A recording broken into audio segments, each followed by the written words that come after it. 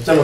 नमस्कार दोस्तों, स्वागत है आपका बीएचयू वर्ल्ड के ऑनलाइन लर्निंग प्लेटफॉर्म पे। दोस्तों, जैसा कि आपको पता ही होगा कि हम लोग बीएचयू के प्रीवियस ईयर क्वेश्चंस को सॉल्व कर रहे हैं, जो बीएचयू के different courses BSc agriculture, BSc math, BSc bio और नर्सिंग में पूछे जा चुके हैं। सब्जेक्ट हम लोग का है फिजिक्स और चैप्टर का नाम है करंट इलेक्ट्रिसिटी, विद्युत धारा।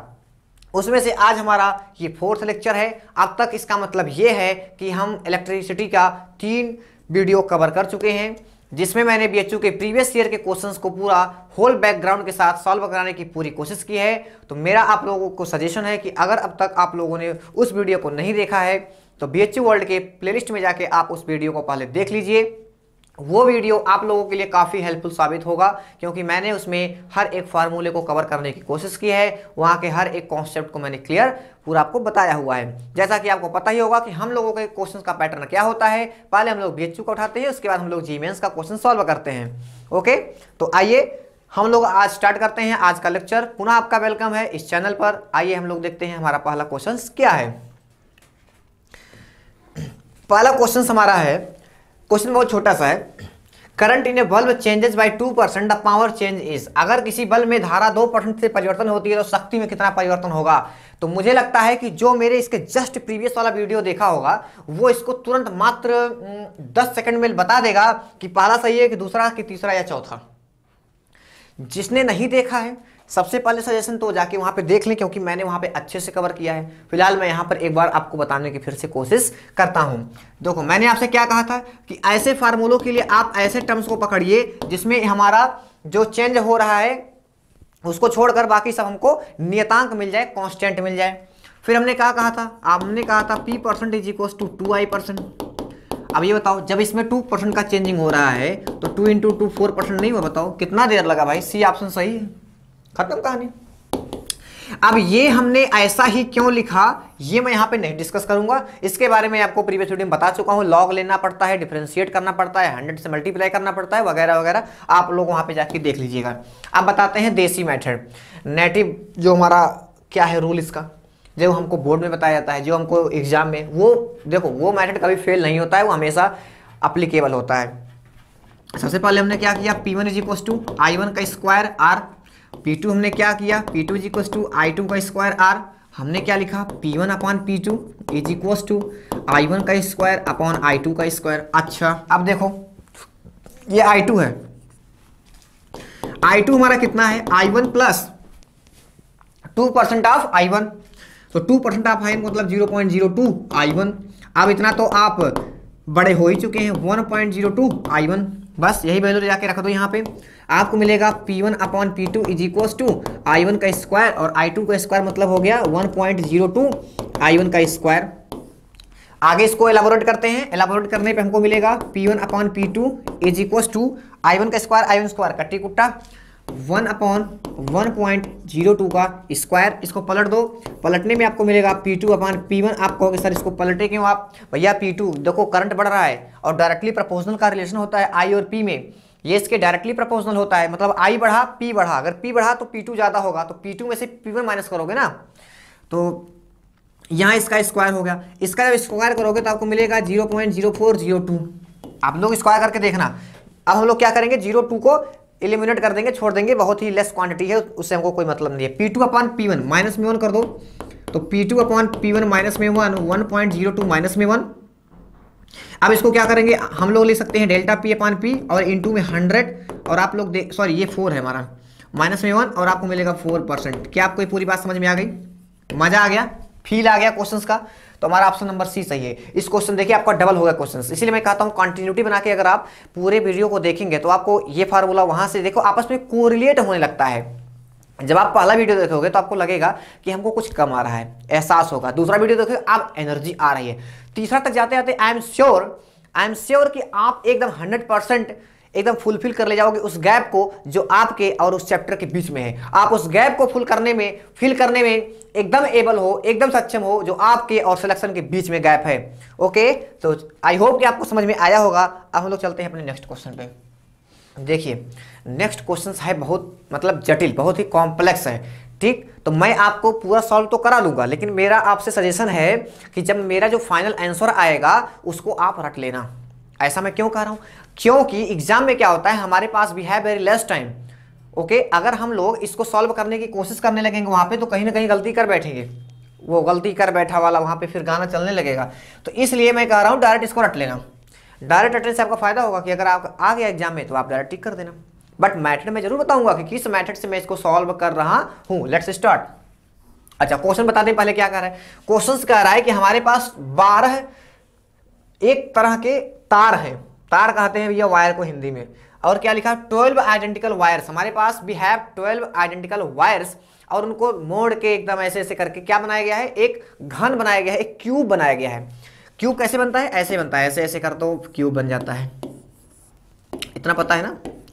तो इसी तरह से वायर में हम लोग रेजिस्टेंस लगा है वो जिस वायर में, और सभी का 5 ओम है।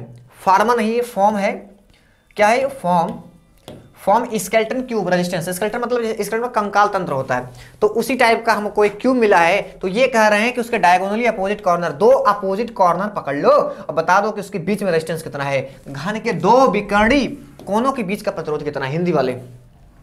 तो आइए स्टार्ट करते हैं। सबसे पहले हम लोग ये सपोज करेंगे कि सभी का रेजिस्टेंस स्मॉल आर है, क्योंकि हम सभी के लिए डिफाइन करने जा रहे हैं एक फार्मूला जो हमेशा एप्लीकेबल होगा। तो स्मॉल आर की वैल्यू आपको रखनी होगी, आपको आंसर मिल जाएगा, खत्म कहानी।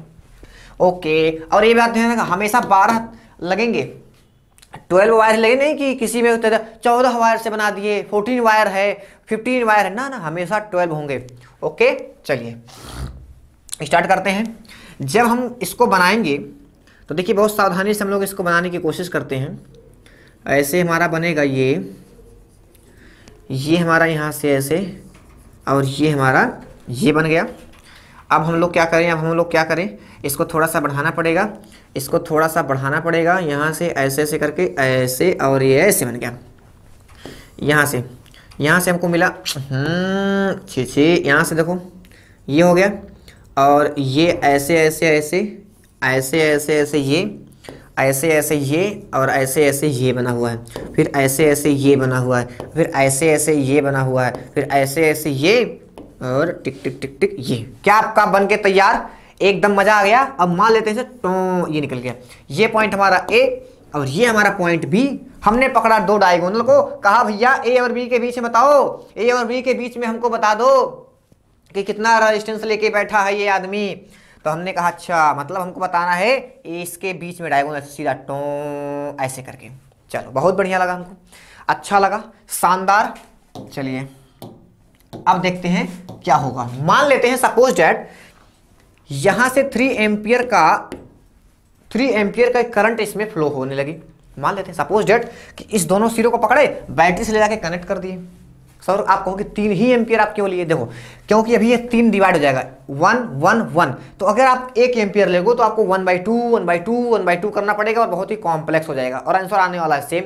और मेरा उद्देश्य क्या है, आपको बहुत ही इजीएस्ट मेथड बताना, बहुत ही सरल मेथड बताना। चलिए, तो इसका मतलब है कि हमको बताना इसमें ध्यान से। और एक बात और, small r small r small r small r small r small r small r, ये भी small r small r small r, ये भी स्मॉल आर, ये भी स्मॉल आर हो गया।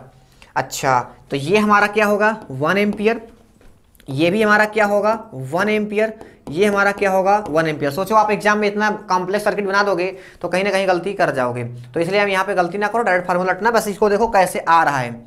अब सोचो एक एक को पकड़ो, 1 एम्पियर इधर से आया ऐसे, इसको कहा रे 2 रास्ते हैं, दुश्मन किस रास्ते पे गया होगा, तो इसने कहा आधे इधर जाओ, इधर कहा उसने आधे इधर जाओ, हाफ एम्पियर उधर गया, और आधे इधर जाओ, बाकी मेरे साथ आओ। बचे ही नहीं है। आपने किसी मूवी में देखा, उसे क्या कहता है कि आधे सैनिक उधर जाओ, बाकी मेरे साथ आओ। अब देखना यहाँ से, ये 1 एम्पियर यहाँ से गया, अब ये 1 एम्पियर जाएगा तो ये 2 पार्ट में यहाँ से कहेगा आधा इधर बाकी मेरे साथ। तो यहाँ से हमको मिला 1/2 एम्पियर, और यहाँ से हमको मिला 1/2 एम्पियर। चलिए इतनी बात तो सब मजा आ गया। ये जाएगा हमारा 1 एम्पियर, यहाँ से ब्रेक हो जाएगा 1/2 एम्पियर, और ये हो जाएगा 1/2 एम्पियर।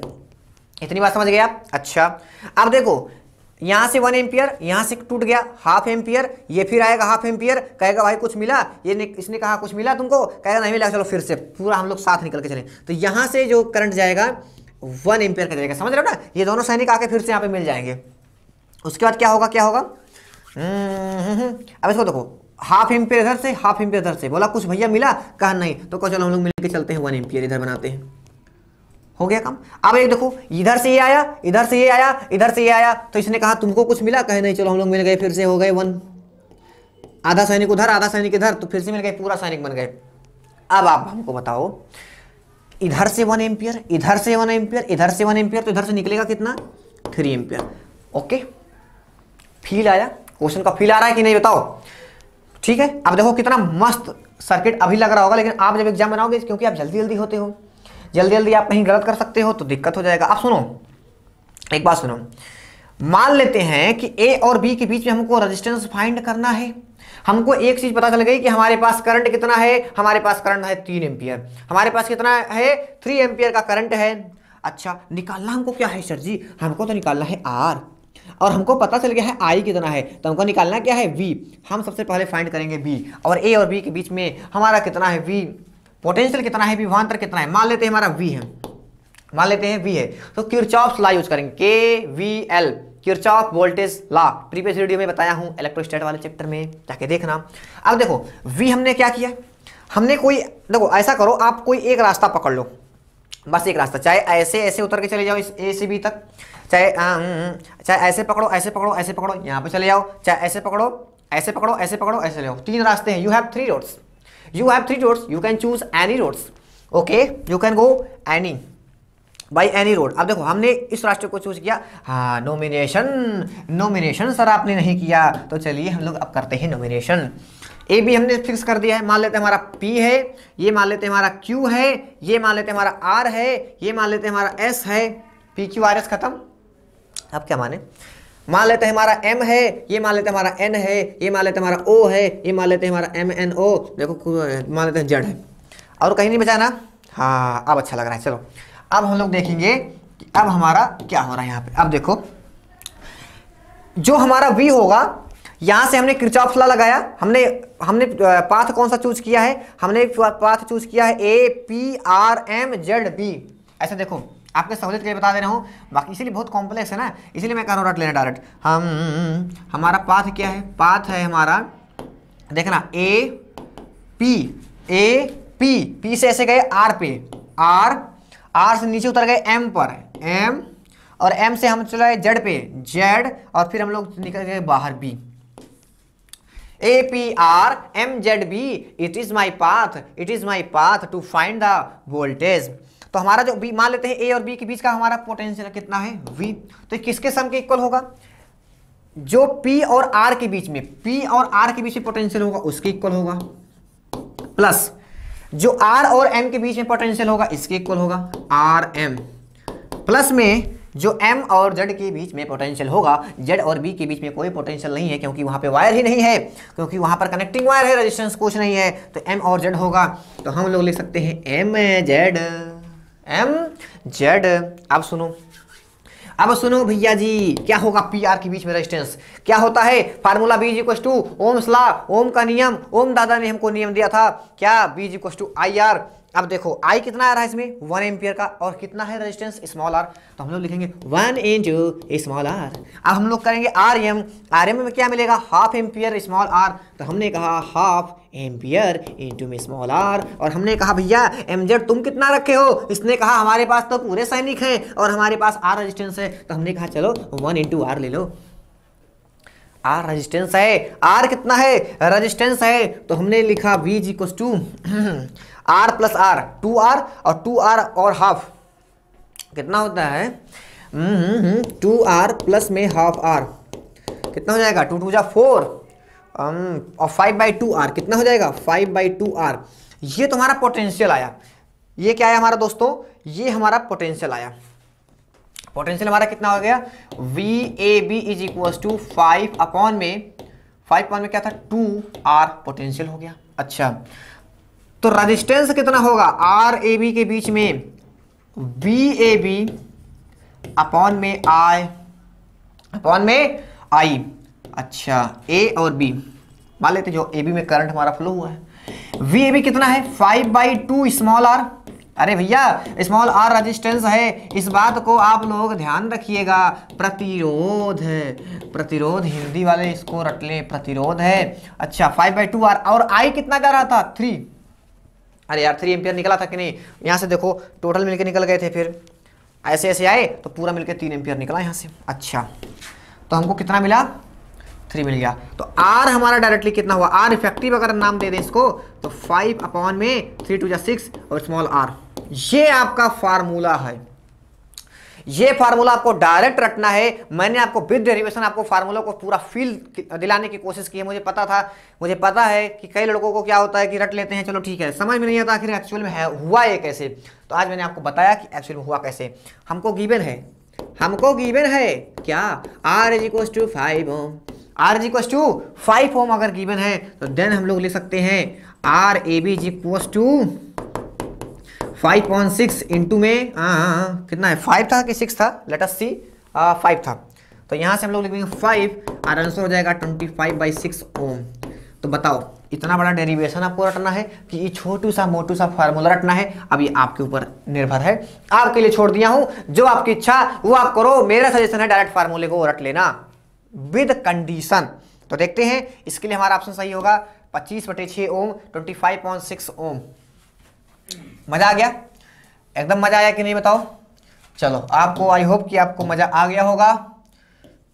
अब हम लोग चलते हैं अपने नेक्स्ट क्वेश्चन पर और देखते हैं कि हमारा नेक्स्ट क्वेश्चन क्या है। देखिए ये क्वेश्चन एक ऐसा क्वेश्चन है जिसमें लड़के अक्सर कंफ्यूज हो जाते हैं। पूछ रहा है कि क्या होगा, fuse wire should have, fuse wire क्या होता है और वो कैसा क्या होता है, उसका रेजिस्टेंस हाई होता है कि रेजिस्टेंस लो होता है, मेल्टिंग पॉइंट हाई होता है कि मेल्टिंग पॉइंट लो होता है, अरे मतलब लो होता है। तो हम आपसे बता दें कि पहली बात तो रट लो धड़ाक से कि फ्यूज वायर का रेजिस्टेंस हाई होता है, मेल्टिंग पॉइंट लो होता है। हम कह सकते हैं ऑप्शन नंबर 4 हमारा सही है, हाई रेजिस्टेंस लो MP, मध्य प्रदेश नहीं, ये लो है मेल्टिंग पॉइंट, निम्न गलनांक का होता है, उच्च प्रतिरोध का होता है। अच्छा सर फ्यूज वायर अब बता देता हूँ होता क्या है। आपने देखा होगा अपने घरों में कि जैसे क्या लगा होता है कि मान लो कि कहीं शॉर्ट सर्किट होने लगती है तो आपके सारे घर की लाइट कट जाती है। अगर आपने फ्यूज वायर का यूज़ किया है तो हम लोग क्या करते हैं, अपने घर के सारे इक्विपमेंट को हाई वोल्टेज से बचाने के लिए फ्यूज वायर का यूज़ करते हैं। अब सुनो, इसका रेजिस्टेंस हाई करने का मतलब क्या होता है सर, इसका रेजिस्टेंस हाई करने का मतलब हमारा ये होता है, सीधा सीधा ये होता है क्योंकि क्या होता है, B = IR, IR के बीच में रिलेशन क्या है, I हमारा डायरेक्टली प्रोपोर्शनल होता है, सॉरी हाँ डायरेक्टली प्रोपोर्शनल 1/R के या इनवर्सली प्रोपोर्शनल होता है R के। जितना ज़्यादा रेजिस्टेंस उतना कम हमारा इलेक्ट्रिक करंट। तो होगा क्या, जैसे आपने देखा होगा कि कहीं जो पोल लगे होते हैं, खंबे होते हैं, उसमें कहीं आग लग गई, ठीक है, चिंगारियाँ निकलने लगी, स्पार्किंग होने लगी उसमें। तो उसके बाद क्या होता है कि जब हमारा फ्यूज वायर का रेजिस्टेंस ज़्यादा रहेगा तो वो ज़्यादा करंट भेजेगा तो ये ज़्यादा रजिस्ट कर देगा, चलो हटो। तो क्यों, इसका ज़्यादा इसकी वैल्यू कम कर देगा, तो हमारा इक्विपमेंट बचा रह जाएगा। मान लो इतना ज़्यादा करंट आ गया कि इसने कहा भैया अब हमारे बस की नहीं है, अब तुम जाओ। उसने रास्ता छोड़ दिया, वहाँ से आप जाइए। तो आगे एक और बैरियर इनको क्रॉस करना है, वो उसका नाम ही होता है फ्यूज वायर। उसका नाम क्या होता है, फ्यूज तार। अब ये होता है लो मेल्टिंग पॉइंट का, निम्न गलनांक का होता है। ऐसे बैठा है देख रहा है, अच्छा बहुत तेजी से आप आ रहे हैं। अब एक बात और सुनो, आपको पता होगा H = होता है I² RT, मतलब जो H होता है हमारा डायरेक्टली प्रोपोर्शनल होता है I² के। जितना ज़्यादा करंट उतना ज़्यादा हीट, जितना ज़्यादा करंट उतना ज़्यादा हीट। अब ज़्यादा करंट गया, हीट बढ़ा। अब वो उसका तो पहली बात मेल्टिंग पॉइंट ही लो है, तो ऐसे मुंह लटकाए बैठा है, उसको ज़्यादा हीट दे दी और रोने लगा। वो पूरा सर्किट ही तोड़ के हम जा रहे हैं अपने घर, उस सर्किट ही ब्रेक कर देगा ऐसे। अब उसे लगा होता, ऐसे वायर लगा होता ना, अब कभी आप देखना वहाँ पे फ्यूज वायर में अपने घर में जो लगा होगा, ऐसे ये ऐसे लगा होता ना, जैसे ही ज़्यादा करंट आए इसमें ज़्यादा, अब भाई हीट ज़्यादा हो जाएगी, इसका मेल्टिंग पॉइंट लो है, गलनांक बहुत इसका कम है, ये ऐसे टूट जाएगा। लो अब आओ 10,000 एम्पियर आओ यहाँ पे, हमको क्या मतलब है, हमारे सारे इक्विपमेंट तो बचे हुए हैं, काम खत्म। बस इसीलिए इसका यूज होता है, इसीलिए इसका रेजिस्टेंस हाई होता है कि जिससे ये इलेक्ट्रिकल जो हमारा वो होता है, जो हमारा करंट होता है उसको रोक सके। अगर मान लो बाई द वे अगर उसके बाद भी बहुत ज़्यादा करंट हो गई तो उसका गलनांक बहुत कम होता है, तुरंत गल जाएगा और ब्रेक कर देगा पूरे सर्किट को, और हमारे सारे इक्विपमेंट बचे के बचे रह जाएंगे। इसलिए ये हमारा हाई रेजिस्टेंस और लो मेल्टिंग पॉइंट का हमारा फ्यूज वायर होना चाहिए। ठीक है ना, आगे चले। ये आपको पूरी मतलब समझ में आ गई कि फ्यूज वायर का फंडा यहाँ पर क्या होता है हम लोग। अच्छा, फ्यूज वायर आप सुनो, फ्यूज वायर अधिकतर हम लोग किसका यूज करते हैं जानते हैं? कभी भी क्वेश्चन में देता है, हम लोग यूज करते हैं लगभग टिन, एसएन या पीबी। एसएन को क्या बोलते हैं? टिन बोलते हैं। क्या बोलते हैं? टिन। और पीबी को क्या बोलते हैं? लेड। ओके, तो हम लोग अधिकतर यूज करते हैं, अधिकतर क्या लगभग यूज होता है हमारा टिन या हमारा लेड होता है यूज। गलती से भी कॉपर मत लगा देना, कॉपर मत लगा देना गलती से। इसका गलनांक, इसका मेल्टिंग पॉइंट बहुत हाई होता है। अरे अब लोहा लाके लगा दो, कहते सर हम लोहा लगाएंगे, अरे यार तो उसका मेल्टिंग पॉइंट बहुत ज़्यादा होता है। ऑफ कोर्स उसका रेजिस्टेंस मान लेते हैं बहुत ज़्यादा है, वैसे रेजिस्टेंस ज़्यादा नहीं है। रेजिस्टेंस कैसे ज़्यादा होगा? वो कंडक्टर है, आराम से कहेगा इलेक्ट्रिसिटी आएगी, कहिए भैया आराम से जाइए, आराम से जाइए, हम तो आपके सपोर्ट में खड़े हैं यहाँ पर। तो कॉपर ऊपर अगर कहीं क्वेश्चन में दिया है कॉपर लगाने से क्या होगा, तो कोई मतलब नहीं है, उसका मेल्टिंग पॉइंट जो लो है वो हाई हो जाएगा और सर्किट ब्रेक नहीं होगी, और आपके सारे पंखे, आपके सारे जितने फैन हैं, आपके जो टीवी है, टेलीविजन जो हमारा सब डैमेज हो जाएगा। ओके, तो इसलिए यहाँ पे हम लोग क्या करते हैं कि कॉपर ऑपर नहीं यूज करते हैं, हम लोग यूज करते हैं यही दो चीज। ओके, चलिए मुझे लगता है कि मैंने इस क्वेश्चन को आपको फील दिलाया है। चलते हैं हम नेक्स्ट क्वेश्चन पे। नेक्स्ट क्वेश्चन हमारा बहुत ही अच्छा है, आपके आउट ऑफ टॉपिक है, इस टॉपिक को पढ़ना बहुत ही जरूरी है। इस टॉपिक से क्वेश्चन हर साल पूछता है, जो कि ना तो 11th में है ना 12th में, ये आपको बीएससी में टॉपिक मिलेगा। बट मैं आपको बताऊंगा कि इस टाइप के क्वेश्चन को कैसे सॉल्व करते हैं। क्वेश्चन क्या कह रहा है? The thermo EMF, thermo EMF Hindi वाले देखो, थर्मो मतलब क्या होता है? थर्मो मतलब थर्मल, आपने सुना ना होगा, थर्मल से जैसे थर्मल कंडक्टिविटी इस टाइप का, तो वो थर्मो है। ईएमएफ आपको पता है विद्युत वाहक बल, इलेक्ट्रोमोटिव फोर्स, मैंने आपको प्रीवियस वीडियो में बता चुका हूँ व्हाट इज इलेक्ट्रोमोटिव फोर्स। ठीक है, what is difference between terminal voltage and EMF of a thermocouple varies with in the temperature theta of the hot junction as is equal to a theta plus b theta का square. देखो ऐसा मानो कि एक EMF है, सो भूल जाओ कि थर्मो ईएमएफ क्या होता है। हमारे पास एक इलेक्ट्रोमोटिव फोर्स है, ईएमएफ है, जो थीटा मतलब टेम्परेचर के अनुसार बदल रहा है, उसके अनुसार चेंज हो रहा है, ए थीटा प्लस बी थीटा का स्क्वायर से। वोल्ट में, अरे यार ईएमएफ है, वोल्टेज होता है, वोल्ट में रहेगा ही।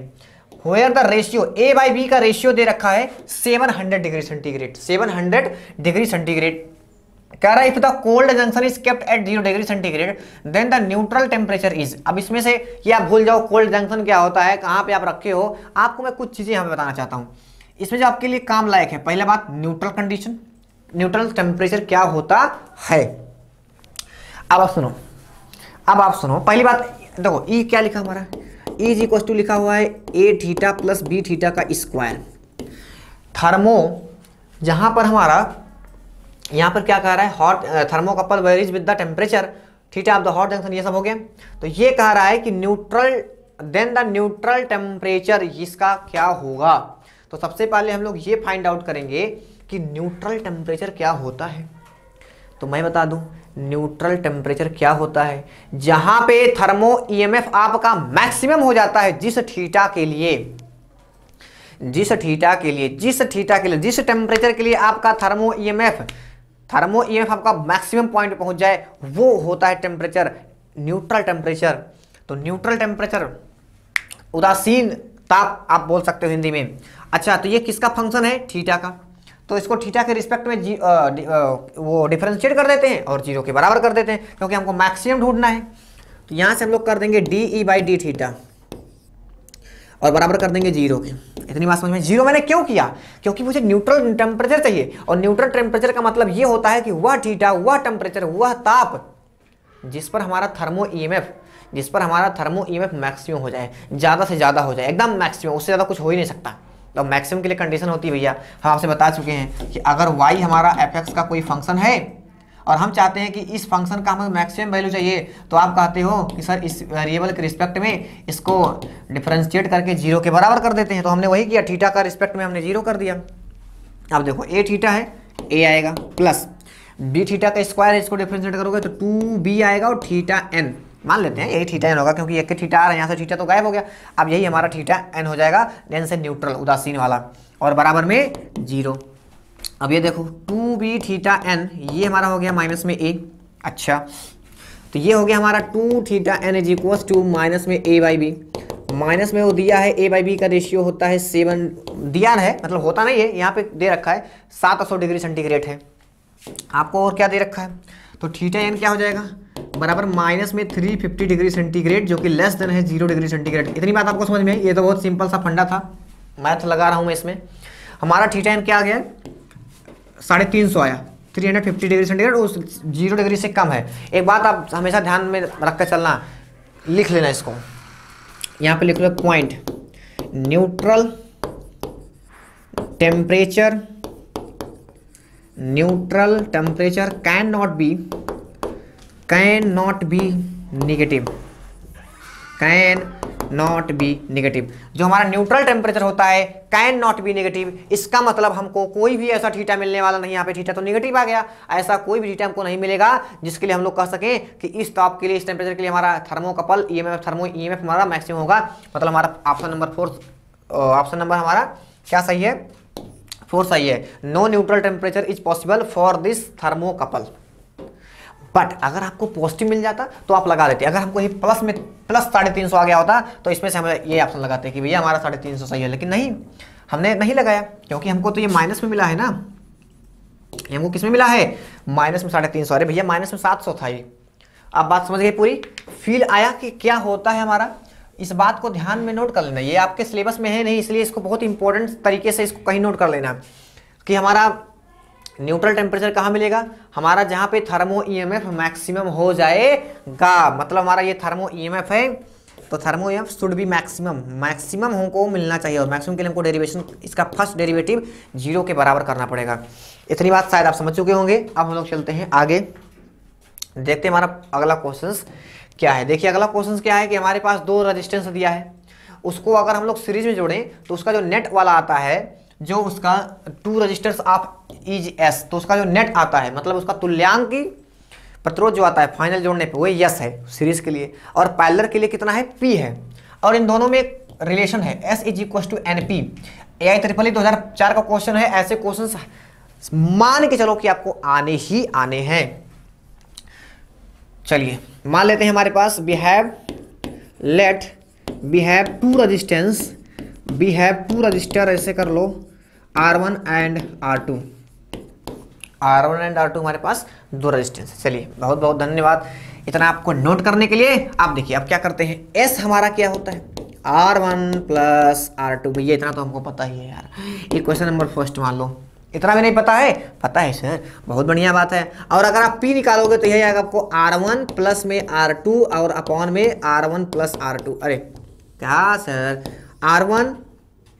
R1 क्या आता है, इंटू में करते हैं, प्लस में इंटू करते हैं, R1 R2 और अपॉन में R1 प्लस R2। इतनी बात समझ में आ गई। ये क्वेश्चन नंबर सेकंड हो गया। हमको एक रिलेशन दे रखा है, रिलेशन है S is equal to n P. S भी पता है, पी भी पता है, जाकर रखो ना, काहे शर्माए रहे। अब देखो R1 प्लस R2 बराबर में n, और पी हमारा क्या है, ये देखो R1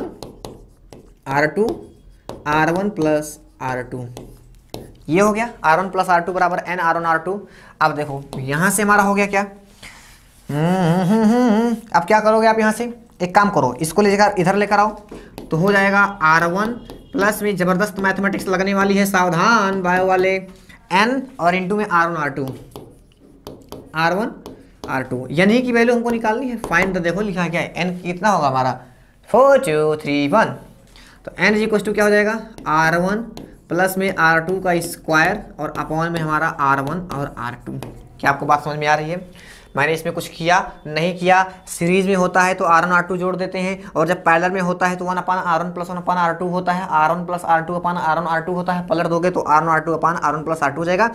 ये क्वेश्चन में दिया हुआ है कि यस और पी है, मैंने इस रिलेशन में जाके पुटअप कर दिया, ये वैल्यू मैंने ट्रांसफर करा दी यहाँ से। अच्छा इतनी बात तो सर हमको पता चल गई। इतनी बात आपको अगर पता चल गई तो अब हम लोग चलते हैं और आगे। n इज इक्वल टू, इसको ओपन कर दो जरा, R1 square plus R2 square plus 2R1 R2, और अपॉन में क्या लिखा हुआ है, R1 R2। इसको क्या कर सकते हो, n इज इक्वल टू इसको डिवाइड कर दो, R1 अलग अलग कर दो, ऐसे लिख लो R1 का स्क्वायर अपॉन में R1 R2 प्लस R2 का स्क्वायर अपॉन में R1 R2 2R1 R2 upon में R1 R2। चलो अब क्या करोगे, n is equals to R1 से R1 कैंसिल, तो यहाँ पे ले सकते हो R1 अपॉन R2 प्लस यहाँ पे R2 अपॉन में R1 और यहाँ पे मिलेगा प्लस में 2। इसका मतलब क्या हुआ, हमको मिलने वाला है प्लस में 2, मतलब 2 से हमको कुछ ज़्यादा ही मिलेगा। इस प्रकार से आप दो ऑप्शन गलत कर सकते हो, ये 2 और ये 1। अब इन दोनों में से आपको पता लगाना है कौन सही होगा। भैया 1 तो बिल्कुल नहीं होगा, 2 से हमको ज़्यादा मिल रहा है तो 2 भी नहीं होगा। ये ऑप्शन, 2 ऑप्शन कट कर दिए, 2 ऑप्शन बचे हैं, 2 ऑप्शन में अब आपको लगाना ही पड़ेगा। अब आप देखो, अगर आपसे पूछे कि कोई 2 नंबर दिया हुआ है A और B, इसकी मैक्सिमम वैल्यू कितनी हो सकती है, तो आप एक फार्मूला हमेशा कैलकुलेट लो। बायो वाले तो नहीं जानते होंगे, लेकिन मैथ वाले इतना जरूर जानते हैं, मैथ वाले अच्छी तरीके से जानते होंगे कि A और B का एक चीज आपको पता है, अरिथमेटिक मीन इज ग्रेटर और इक्वल टू होता है जियोमेट्रिक मीन के। क्या होता है सर, हिंदी में इसको बोलते हैं समांतर माध्य। क्या बोलते हैं, समांतर माध्य। रिलेशन होता है समांतर माध्य और गुणोत्तर माध्य में, गुणोत्तर माध्य। हिंदी वाले समझ गए, मजा आ गया एकदम। चलिए ये रिलेशन होता है। और 2 नंबर का अरिथमेटिक मीन कैसे निकालते हैं, अगर A, B दिया हुआ है तो अरिथमेटिक मीन जो होता है AM, उसको लिखते हैं AM बराबर होता है A प्लस B बाई 2। और अगर 2 नंबर है, अगर आपको GM निकालना है, ज्योमेट्रिक मीन, तो आप कर सकते हो अंडर रूट AB। इतना आपको बात पता है, नहीं पता है तो नोट कर लीजिए, बायो के लिए था, बाकी मैथ वाले जानते होंगे। यही हम लोग यहाँ पे अप्लाई कर देंगे। जैसे ही अप्लाई करोगे यू विल गेट व्हाट, यहाँ से आपको मिलेगा R1 upon R2, R2 upon में R1 और अपॉन में 2, A plus B by 2। Arithmetic mean is greater or equal to under root R1 upon R2 into में R2 upon R1। Okay, R1 से R1 खच, R2 से R2 cancel. अगर क्या मिला साहब आपको, देखिए R1 अपॉन R2, यहाँ से हमको क्या मिला R1 अपॉन में R2 और प्लस में R2 अपॉन में R1, और उसको उधर लेकर जाओगे तो 2 मिलेगा। इसका मतलब क्या है, इसका मतलब ये है कि R1 upon R2 plus R2 upon R1 की जो मिनिमम वैल्यू हो सकती है वो 2 ही होगी, इससे कम नहीं हो सकती है। और आप यहाँ पे देखो क्या पूछ रहा है, मिनिमम पॉसिबल। भाई मैक्सिमम तो मैं नहीं बता सकता हूँ, पता नहीं कितना हो सकता है, लाख, करोड़, 10 लाख, 20 लाख, 30 लाख, लेकिन मिनिमम मैं जरूर बता सकता हूँ। मिनिमम वैल्यू ऑफ n 2 होगा यहाँ से, और हमको यहाँ से क्या मिला था, ये यहाँ पे देखो, इस वैल्यू को मान लेते हैं मिनिमम वैल्यू। मानना क्या है, दिख ही रहा है आपको, बराबर है 2 के, तो 2 के जैसे आप रखोगे, मिनिमम वैल्यू क्या हो जाएगा, n is equal to 2 plus में 2 इज इक्वल टू 4। मजा आया कि नहीं, बहुत ही स्प्लेंडर क्वेश्चन था, बहुत ही शानदार क्वेश्चन था, एकदम मैथ ही लगा है, फिजिक्स तो कुछ लगा ही नहीं इसमें। तो मैंने आपको पूरी फील दिलाने की कोशिश की। बायो वाले भी जो नहीं जानते होंगे मैथ, मैंने उनके लिए पूरा लिख दिया हूँ। अगर आपको ऐसा कहीं क्वेश्चन मिलता है तो आप इस पूरे टेबल का यूज कर सकते हैं। इस प्रकार से आपको दोस्तों कौन सा ऑप्शन सही मिला, can you tell me, yes sir, fourth option आपका, सॉरी फर्स्ट ऑप्शन सही है जिसका वैल्यू है 4। चलिए हम लोग चलते हैं अपने नेक्स्ट क्वेश्चन पे, और आज का हमारा लास्ट क्वेश्चन है। उसमें कह रहा है कि हमारे पास एक पोटेंशियोमीटर है। क्या है हमारे पास, एक विभव मापी है, एक पोटेंशियोमीटर है, एक्सपेरिमेंट है। The balancing with the cell is at length 240 centimetre. जो बैलेंस पॉइंट होता है, नल पॉइंट होता है, जो आपने देखा नल, मीटर ब्रिज पढ़ा होगा आपने, तो नल पॉइंट मिलता है उसमें, जो उसको जाके ऐसे ऐसे घुमाते हैं, इधर करते हैं, तो देखते हैं कि कहाँ पे मिलता है नल पॉइंट। नल पॉइंट का मतलब उदासीन बिंदु आप कह सकते हो, कहाँ पे आप ढूंढते हो। तो सबसे पहले हमको मिला था 240 सेंटीमीटर पे। फिर क्या हुआ, फिर हमने एक उसमें रेजिस्टेंस ऐड कर दिया, 2 ओम का रेजिस्टेंस ऐड कर दिया, और तब हमको जो नल पॉइंट मिल रहा था, अब कम पर ही मिलने लगा 120 सेंटीमीटर। पहले हमको मिल रहा था 240 पेयर, जैसे हमने रेजिस्टेंस लगाया तो हमको 120 मिल, तो आधे पे आ गया पूरा सीधा। तो पूछ रहा है the internal resistance of the cell. मैंने आपसे फील बताया है, व्हाट इज इंटरनल रेजिस्टेंस। तो प्रीवियस वीडियो में इसके बारे में मैंने बहुत सारी चर्चा की है। मैंने आपसे बताया था कि क्या होता है एक्चुअल में, कि जो हमारा सेल होता है, सेल के अंदर इलेक्ट्रोलाइट विद्युत अपघट्य होता है, जैसे sodium chloride, potassium chloride, ammonium chloride, इस टाइप का। उसके बाद उसका जो रेजिस्टेंस होता है, वो जो फोर्स लगाता है किसी चार्ज के फ्लो होने के अपोजिट डायरेक्शन में, वो हमारा होता है स्मॉल r। और स्मॉल आर में टर्मिनल वोल्टेज में, इलेक्ट्रोमोटिव फोर्स में क्या रिलेशन होते हैं, ये सब हम लोग डिस्कस कर चुके हैं ऑलमोस्ट। अगर नहीं देखा है तो आप बीएचयू वर्ल्ड के प्लेलिस्ट में जाके देख सकते हैं। अच्छा खैर, यहाँ पे आते हैं। यहाँ का जो हमारा डायरेक्ट एक मैं आपको फार्मूला बताता हूँ। Internal resistance, internal resistance small r is equals to, small r is equals to L1 minus में L2 अपॉन में L2 इंटू में R इंटू में कैपिटल R। अब देखो, रुको, ये हमारा हो गया। अब यहाँ पे क्या है, L1 हमारा पहले मिल रहा था 240 सेंटीमीटर पे, फिर हमको बाद में मिला जो L2 120 सेंटीमीटर में, कैपिटल R हमारा कितना है 2 ओम है। बस रख दो वैल्यू।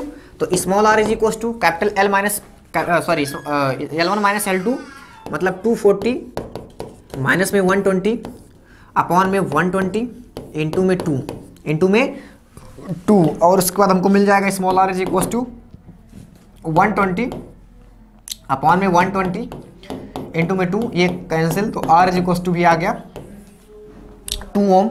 ऑप्शन नंबर डी हमारा सही है। बताओ, मजा आ गया? इसमें कुछ था नहीं खास बताने वाला। बस एक बात का ध्यान रखना, आपका ये फार्मूला कहीं कहीं चेंज होके लग जाएगा। L2 माइनस में L1 अपॉन में L1 इंटू में R और स्मॉल r, तो ये वैसे रेयरेस्ट केस है। जैसे मान लो कि उसमें ऐसा लिखा हुआ है 240 सेंटीमीटर है, सबसे पहले मिल रहा था हमको 120 सेंटीमीटर में, बाद में मिलने लगा हमको 240 सेंटीमीटर पे, ऐसा। तो बहुत पार्टिकुलर कंडीशन होता है, उसके लिए आप दिक्कत मत लीजिएगा, लोड मत लीजिए लेना, नहीं तो फिर कि सर क्या बता दिए। बस आप इतना ध्यान रखो, इंटरनल रेजिस्टेंस का हमारा फार्मूला होता है, आपको इसी फार्मूले से क्वेश्चन हमेशा पूछे जाएंगे। तो आई होप कि आपको ये सब समझ में आया होगा। ओके, अब सब मजा आ गया, समझ गए आप लोग? ओके, तो आपको ये हमारा वीडियो कैसा लग रहा है? आपको वीडियो पसंद आ रहा है? आपको सब कुछ कॉन्सेप्ट समझ में आ रहा है? ओके, आप हमें अपने प्यारे से कमेंट के माध्यम से बताएंगे, जिससे हमको पता चले कि यहाँ पर हमारा पढ़ाना कितना सक्सेस हो रहा है, आपको कितना फील आ रहा है। ओके, तो अब हम लोग मिलेंगे एक नए अध्याय में, एक नए चैप्टर्स में। चैप्टर यही रहेगा, नया चैप्टर का मतलब, नया अध्याय का मतलब क्वेश्चंस का नया अध्याय हमारे पास रहेगा। ओके, एक नए कॉन्सेप्ट, नए फार्मूले, नए ट्रिक के साथ हम लोग मिलेंगे। ओके, तब तक आप पढ़ते रहिए, हंसते रहिए, मुस्कुराते रहिए। बहुत बहुत धन्यवाद, थैंक यू।